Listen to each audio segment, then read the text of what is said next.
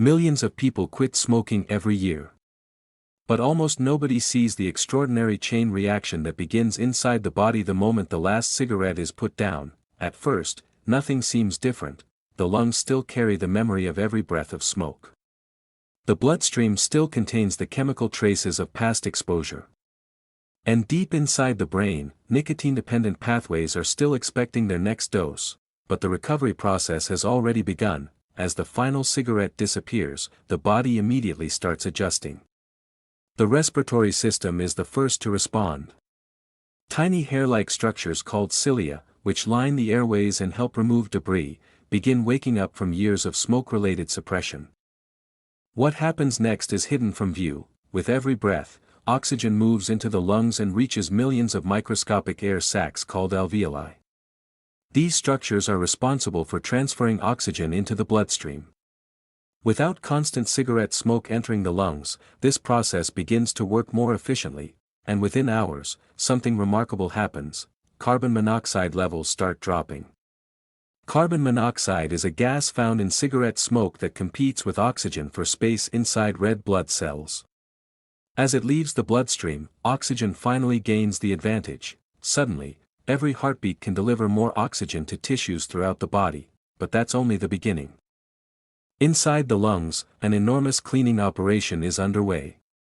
Specialized immune cells patrol the airways while recovering cilia begin moving mucus and trapped particles upward and out of the respiratory tract. This is one reason some people notice increased coughing after quitting. It may feel surprising, but in many cases it's a sign that natural cleaning mechanisms are becoming active again. Most people never realize what happens here. Far beyond the lungs, blood vessels begin responding to the absence of nicotine.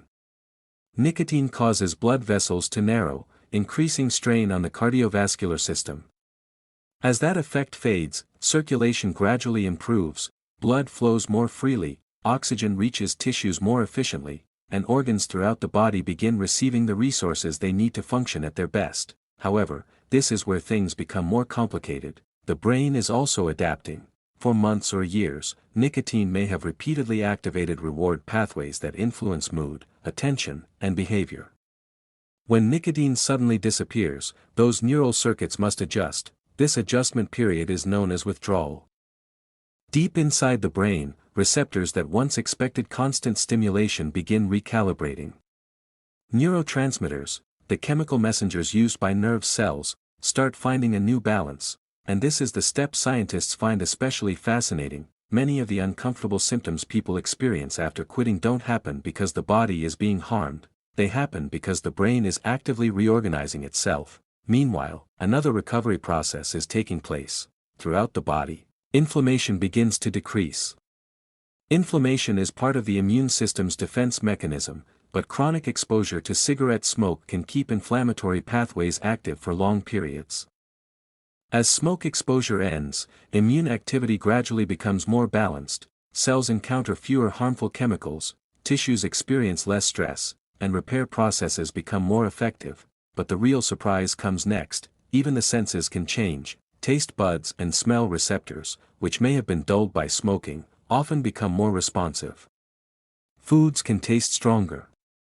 Aromas may seem more vivid. It's a reminder that recovery isn't happening in one organ. It's happening everywhere. Deep inside muscles, oxygen delivery improves. Inside skin tissue, circulation becomes more efficient. Within individual cells, tiny structures called mitochondria, the body's energy producers, gain access to more oxygen and a healthier environment. And this is the part most people never see. At the microscopic level, the body is constantly defending and repairing itself.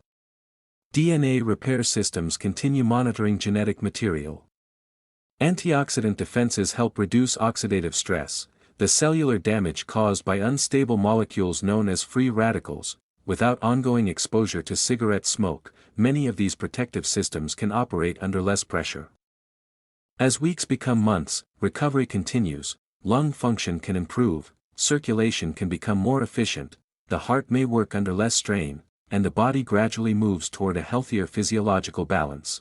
What scientists discovered next completely changed how we think about smoking cessation. Recovery is not a single event, it's a timeline. Some changes begin within hours, others take weeks. Some continue developing for months and even years. The body is not simply turning damage off, it is actively rebuilding, adapting, and restoring function across multiple biological systems.